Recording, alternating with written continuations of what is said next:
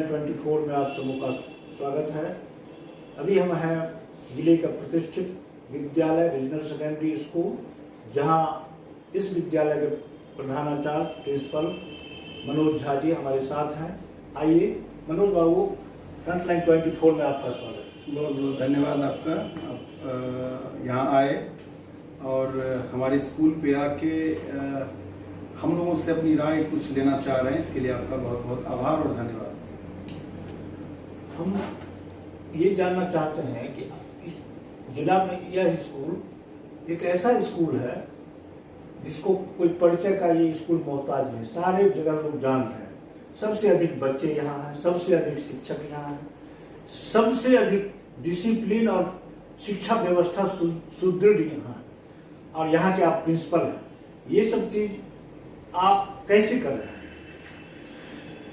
इसमें एक्चुअली हम लोग अपने आप को पूरा फोकस करते हैं, बच्चों में कल्चर डेवलप हो। किसी भी परिवार से, किसी भी तरह से लोग बच्चे आते हैं। यहाँ के बच्चे सभी तबके से आते हैं, समाज के सभी वर्ग से बच्चे आते हैं। तो हम लोगों की कोशिश होती है कि हम लोग हर बच्चे पर अपनी पैनी नज़र रखें। उसके साथ एक बच्चों के साथ कभी भी ये ना लगे कि हम उनसे नहीं मिल सकते। उनमें हमेशा ये रहता है कि हम सर से ये बात कहेंगे तो इसका सॉल्यूशन निकल जाएगा। तो हम लोगों के साथ हमेशा एक उन लोगों में किसी भी तरह का ये नहीं रहता है कि जाने से डांटेंगे या किसी तरह की बात होगी।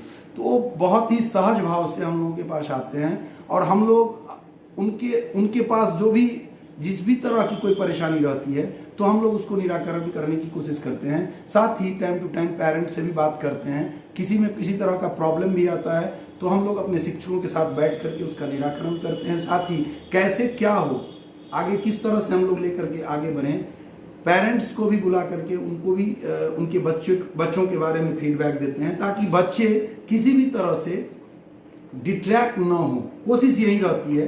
वैसे आजकल का जो जमाना है उसमें तो बहुत तरह की बात आ जाती है, लेकिन फिर भी हम लोग अपनी ज़्यादा से ज़्यादा कोशिश करने की कोशिश करते हैं, ताकि बच्चे किसी भी तरह से किसी भी परेशानी में न आए। और अभिभावकों के साथ हम लोगों का समन्वय, बच्चों के साथ हम लोगों का समन्वय, शिक्षकों के साथ हम लोगों का समन्वय बहुत सुंदर तरीके से, सहज तरीके से, सुलभ तरीके से हो, ताकि एक फ्रेंडली एटमॉस्फेयर बना रहे। कोरोना काल में सभी शिक्षण संस्थान बंद कर दिए गए थे, आपका स्कूल भी बंद था, लेकिन आपका एक प्रयोग हमने देखा, सारे अभिभावक देखे, सारे जिले के लोग देखे कि आपने तुरंत ऑनलाइन क्लासेस स्टार्ट किया और ये बहुत ही सफल रहा। इसको आपने कैसे किया? लॉकडाउन का पीरियड जैसे ही शुरू हुआ था 24 मार्च से, हमारे हिसाब से 24 मार्च 2020 से स्टार्ट हुआ था। तो पहला लॉकडाउन शुरू हुआ था। उसके बाद हम लोगों को लगा कि शायद 21 दिन का पहला लॉकडाउन था। तो हम लोगों को लगा कि हम लोग शायद इसको ये अब धीरे धीरे खत्म हो जाएगा, 21 दिन का है तो बहुत ज़्यादा दिन नहीं चलेगा, तो फिर हम लोग अपने आप को ठीक कर पाएंगे। लेकिन जब इसकी भयावहता कोविड-19 जिस तरह से बढ़ने लगा और हम लोगों ने देखा कि इस स्थिति में बच्चों की पढ़ाई बहुत ही ज़्यादा हैम्पर करेगी और हम लोग इसमें कुछ करें, कुछ नयापन आना चाहिए, क्या कर सकते हैं। तो देखा गया कि उपाय क्या है। क्लासरूम टीचिंग तो हो नहीं सकता है, तो उपाय हम लोग यही ऑनलाइन क्लासेस का उपाय आया, जो कि हम लोगों ने शुरू में ही 13 अप्रैल से ही लगभग हम लोगों ने शुरू कर दिया था। 13 अप्रैल से ही क्लास वाइज क्लास, 13 से 18 अप्रैल के बीच में हम लोगों ने सारा क्लास को एक्टिव कर दिया था और एक व्हाट्सएप ग्रुप बच्चों का बनाया। फिर उसके बाद धीरे धीरे बच्चे उससे फ्रेंडली होते चले गए और बाद में फिर हम लोगों ने ऐप के थ्रू ये काम किया, ऐप पर भी पढ़ाई को लाया। लेकिन हम लोग जो देखे उसमें हम लोगों को लगा कि व्हाट्सएप के थ्रू चूंकि वीडियो, ऑडियो या इमेजेस हम लोग जो भी भेजते थे, तो बच्चे के पास अगर मोबाइल नहीं है, उनके पिताजी उनके मोबाइल लेकर के गए हुए हैं, तो फिर शाम में आते थे तो वो अपना मोबाइल में देखते थे और बच्चे अपना काम कर लेते थे, तो हम लोग उससे सेटिस्फाइड हुए। क्योंकि बाद में हम लोगों ने ये भी किया कि हर बच्चे का कॉपी तैयार है, फेयर कॉपी तैयार है या नहीं है।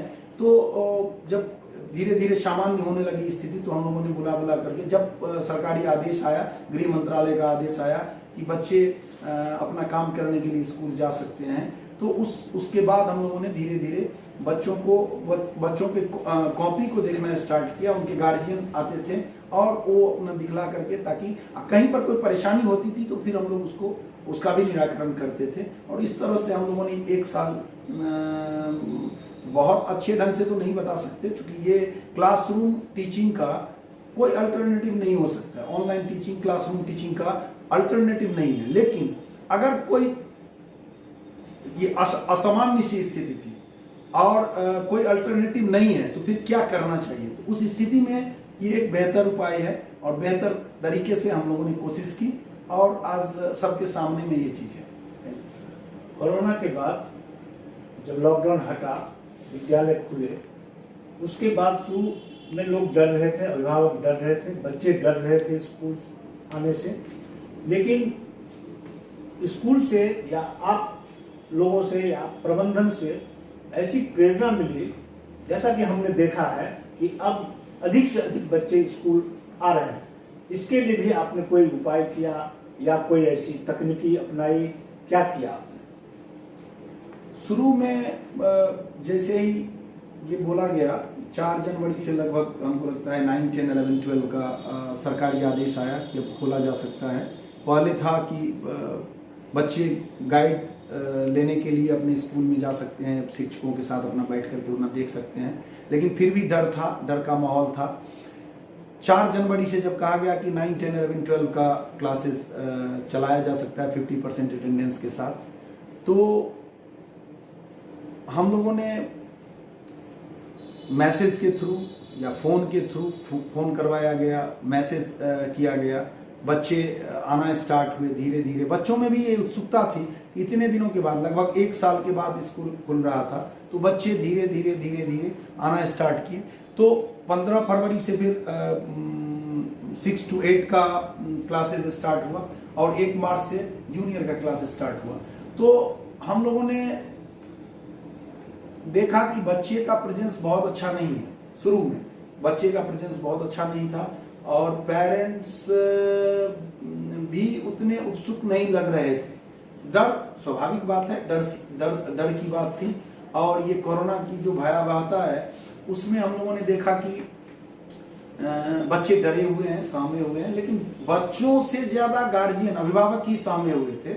बच्चों में थी कि नहीं हम स्कूल जाएंगे, स्कूल चूंकि बहुत 1 साल के बाद उनका एक गैप सा हो गया था, तो उनमें उत्सुकता थी। तो फिर हम लोगों ने एक एग्जाम रखा और एग्जाम में बच्चे अपीयर होना स्टार्ट किया, अल्टरनेटिव डे पर क्लासेस को करके, और एग्जाम रखा गया ताकि बच्चे ज्यादा से ज्यादा अपीयर हो सके। और बच्चे उसमें आए हैं, बच्चे अपीयर हुए हैं और अपना अपना एग्जाम भी दिए हुए हैं, बहुत खुश हैं। और हमारे स्कूल में एक चीज है कि पूरी तरह से सैनिटाइजेशन की व्यवस्था है, सैनिटाइज पूरी तरह से होता है हर दिन, हर हमेशा। बहुत सारे लोग हैं जिनको ये दायित्व दिया गया है, वो अपना अपना काम करते हैं।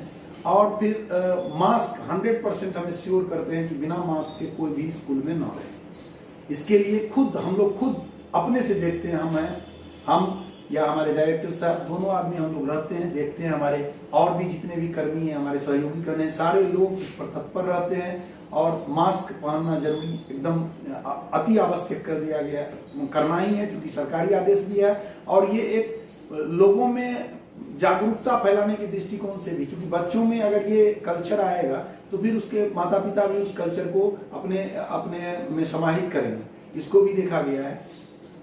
और इस तरह से हम लोग अभी फिलहाल ठीक ठाक अभी चल रहा है। सर, जो विद्यालय पर कभी भाड़े के मकान में चल रहा था, उस विद्यालय को आप लोगों ने इस मुकाम तक पहुंचाया है।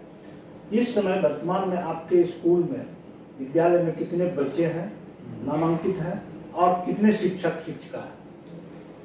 हम जब ये कोविड-19 का जो दौर आया था, जिस समय में ये शुरू हुआ था मार्च 2020 में, उस समय में हमारे स्कूल में नामांकित बच्चों की संख्या लगभग 4,4200 के लगभग थी। फिर हम लोगों ने ऑनलाइन क्लासेज स्टार्ट किया, तो ऑनलाइन में व्हाट्सएप में नहीं पता चल पाता था कि कितना जुड़ा हुआ, कितने जुड़े हुए हैं, कितने नहीं जुड़े हुए हैं। तो फिर ऐप से हुआ, तो लगभग हम लोगों को लगा कि 2,500 के लगभग बच्चे, 2,000-2,500 के लगभग उससे जुड़े हुए थे। अभी जैसे बच्चे आते हैं तो मोटा मोटी वही हम लोग देख रहे हैं कि लगभग 60-65% बच्चे अभी टर्न अप हो पाए हैं अभी तक में। बहुत सारे बच्चे, छोटे बच्चे या जो भी होंगे वो इंतजार कर रहे होंगे, या फिर उनका अपना क्या प्रॉब्लम होगा, या गार्जियन को हम आपके माध्यम से ये भी कहना चाहेंगे कि जितने भी गार्जियन या अभिभावक या बच्चे रुके हुए हैं घर में, अब न रुकें। अब तो लास्ट एग्जामिनेशन भी चल रहा है, तो वो अपने बच्चों को जरूर भेजें। किसी तरह की भी कोई कठिनाई हो, किसी भी तरह की कोई कठिनाई होगी, मॉनिटरी प्रॉब्लम होगा, तो स्कूल पर आएंगे, बातचीत करेंगे, सबका समाधान होगा। किसी भी तरह की कोई परेशानी नहीं होगी किन्हीं को। तो बच्चे मोटा मोटी हमको लगता है कि लगभग 60-65%, लगभग 2600-2700-2800 बच्चे अभी टर्न अप हो पाए हैं। जहां तक शिक्षकों की बात है, तो शिक्षक हमारे यहाँ जो उस समय में थे, कोविड-19 से पहले थे, उतने ही शिक्षक अभी भी हैं, उतने ही हमारे कर्मचारी अभी भी हैं। क्योंकि हम लोगों ने किन्हीं को भी निकाला नहीं है, सबको साथ लेके चले हैं, सबको एक साथ, अगर एक रोटी खाए हैं तो उनको भी एक रोटी खिलाए हैं। इस तरह की भावना को हम लोगों ने लेकर के चला है, और सभी अभी हमारे साथ हैं। तो लगभग हमको लगता है 250 के लगभग टीचर हमारे साथ हैं। नॉन टीचिंग स्टाफ मिला करके लगभग 250-350 अभी हमारे यहाँ स्टाफ है।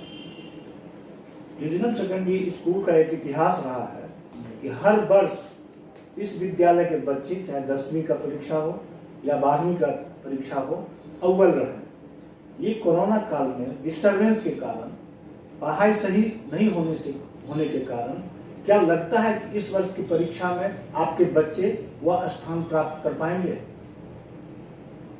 कॉन्फिडेंट हैं, ऐसा कॉन्फिडेंट हम लोगों में कॉन्फिडेंस है कि बच्चे हमारे करेंगे, अच्छा ही करेंगे। ये चूंकि सब जगह की बात है, सब जगह ऐसा ही हुआ है, तो रिजल्ट तो सब जगह प्रभावित होगा, जैसा भी होगा सब जगह प्रभावित होगा। लेकिन थोड़ी बहुत आशंका भी है कि उतना कर पाएंगे कि नहीं, ये कहा नहीं जा सकता है।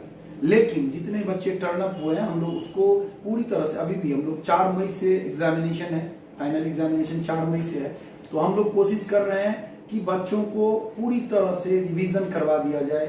जहां पर भी उसको कोई कठिनाई हो, उसको सारा कुछ कर दिया जाए, सारा उसको सॉल्यूशन दे दिया जाए। और अभिभावकों से भी हम लोग टच में रहते हैं, ताकि सबको ये बात बताते हैं कि आप अपने बच्चे को भेजें, ताकि अभी हम लोग जो भी बचा खुचा होगा, कहीं भी कोई प्रॉब्लम होगा, तो सारा कुछ सॉल्व करने की कोशिश करेंगे, बच्चों को कोई परेशानी नहीं होगी। तो हम ये कह सकते हैं कि हम अभी भी कॉन्फिडेंट है कि अगर हम लोगों ने बेस्ट दिया है अभी तक, तो इस बार भी बेस्ट देंगे। अंत में आप स्कूल के अभिभावक हैं, प्रधानाचार्य हैं, आप अपने बच्चों, अभिभावकों, शिक्षक शिक्षिकाओं को कुछ संदेश देना चाहेंगे? हम बच्चों से सबसे पहले ये कहना चाहेंगे कि हमारे बच्चे हतोत्साहित न हो और विद्यालय से जुड़े रहें। उनकी किसी भी परेशानी में हम लोग हमेशा खड़े हैं और उनको कोई परेशानी नहीं होगी, ये उनको आश्वासन देते हैं हमेशा। लेकिन वो अपने मार्ग पर सही ढंग से चलें, किसी भी तरह की कोई परेशानी में न जाएं, अच्छा काम करें, अपने माता पिता का नाम रोशन करने के लिए या हम लोगों का नाम रोशन करने के लिए वो जितना मेहनत कर सके वो करे। देश के भविष्य है वो, तो देश के भविष्य को अपना एफर्ट करना चाहिए, वो करें। तो हम अपने बच्चों से कहेंगे कि वो अपना कर्म करें, उसका प्रतिफल मिलेगा। हो सकता है कि कुछ मार्क्स कम या बेसी हो, उसके लिए चिंता करने की बात नहीं है। और यही एग्जामिनेशन लास्ट एग्जामिनेशन किसी का नहीं है, आप हतोत्साहित न हो, ये मैं उनको कहना चाहूँगा। बच्चों को, मैं अभिभावकों को कहना चाहूँगा कि आप, हम समझते हैं कि आप सब इस परेशानी के दौर से गुजरे हैं, सभी लोग इस परेशानी के दौर से गुजरे हैं, तो मैं चाहूँगा कि आपके इस परेशानी में हम लोग भी शामिल हैं।